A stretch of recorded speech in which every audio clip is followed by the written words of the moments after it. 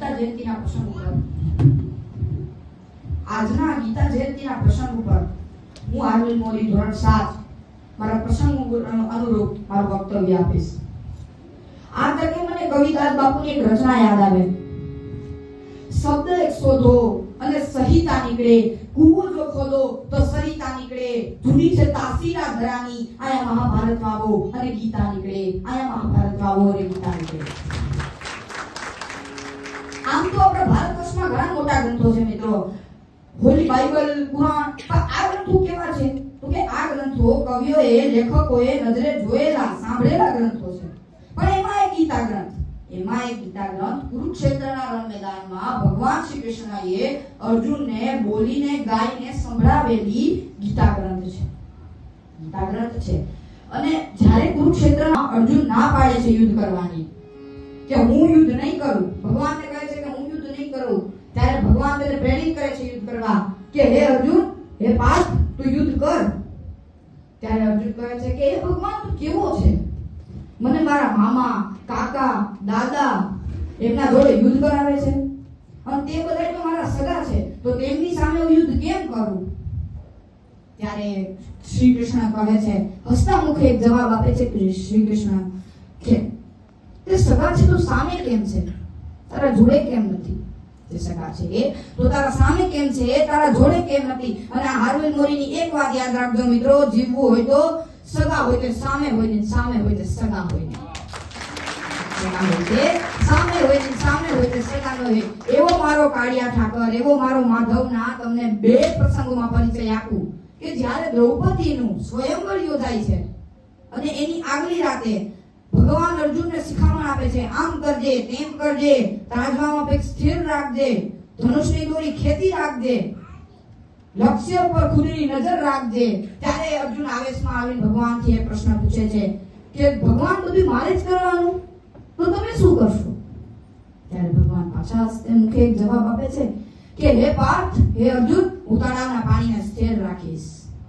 તળાવના પાણીને સ્થિર રાખીશ. ઈ તારી તાકાત નથી કે તું તળાવના પાણીને સ્થિર રાખી શકે, તારી તાકાત નથી. અને આવો મારો માધવ, આવો મારો કેશવના તમને બીજો પ્રસંગ કહું અને પરિચય આપું તો દ્રૌપદીનું સ્વયંવર થઈ જાય છે 5 પાંડવ ભેગું, પણ પાંડવો જુગાર રમતે રમતે દ્રૌપદીને કૌરવો સામે હારી જાય છે. અને દુશાસન ફરી સભામાં દ્રૌપદીને ખેંચી લાવે છે, અને ઈ સભામાં ગુરુ દ્રોણ, દાદા ભીષ્મ, મહારથી કર્ણ જેવા મોટા મોટા મહારથીઓ બેઠા હોય છે, અને તેની સામે તે ચીરહરણ કરે છે.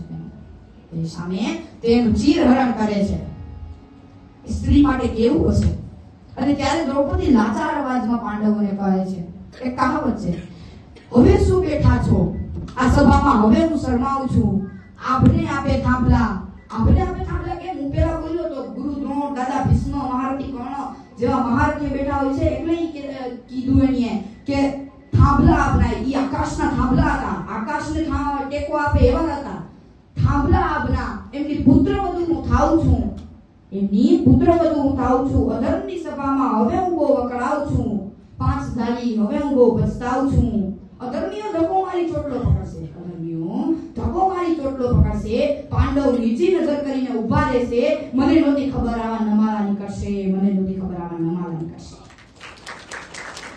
અને જ્યારે દ્રૌપદીને એમ થઈ જાય છે કે આ સભામાંથી હવે આપણે કોઈ મદદ પુકાર મળવાની નથી, ત્યારે તે ના ભાઈ શ્રી કૃષ્ણને યાદ કરે છે અને 4-5 શબ્દ બોલે છે કે હે કનૈયા રખી લેજે મોહી લાજ. આ શબ્દ તો દ્રૌપદીના મુખથી નીકળ્યા એની પહેલા તો મારો કૃષ્ણ આવીને તેના ચીર પૂરતો